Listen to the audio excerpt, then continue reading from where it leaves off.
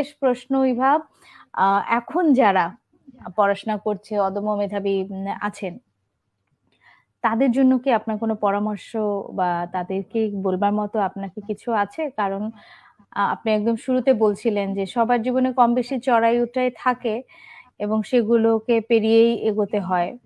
কিন্তু আমাদের সবার সাহস তো ইভাদের মতো না, কিংবা সবার সাহস স্মৃতিমণি ইভার মতো না যে আমরা সেই সাহসটা ধরে রাখতে পারবো।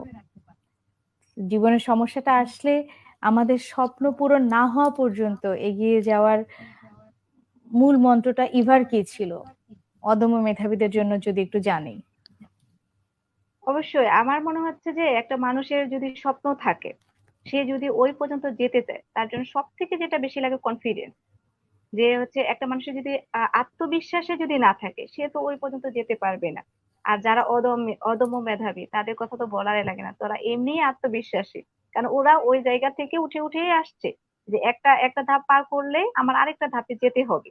আমার সবার জন্য একটাই শুধু কথা বলার থাকবে, যে কখনো কোনো পরিস্থিতিতে নিজেকে মানে হারে হেরে গেছি, আমি পারবো না, আমি আমার দ্বারা হবে না, এই বিষয়টা না ভেবে আমি সেই জিনিসটাকে যদি পজিটিভলি ভাবে ভাবি, যে আমি তো আসছি এইভাবে, বা আমার প্রত্যেকটা মানুষের জীবনে থাকে, আমি কেন পজিটিভ জিনিসগুলোকে নিচ্ছি না, কেন নেগেটিভ জিনিসটাকে আমার জীবনে আমি দেখে জড়াই নিব।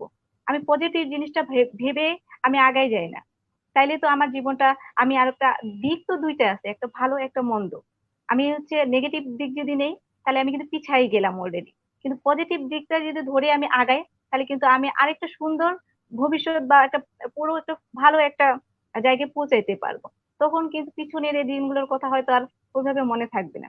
তাইলে আমি নেগেটিভ দিকটা নিয়ে পড়ে থাকি, আমার জীবনটাকে পিছাই ফেলবো কেন? এটাই হচ্ছে আমার কথা, যে সবসময় যেমনই পরিস্থিতি হোক, নিজেকে মনে করতে হবে যে আমি পারবো, আমার দ্বারাই সম্ভব, মানুষই তো পারে।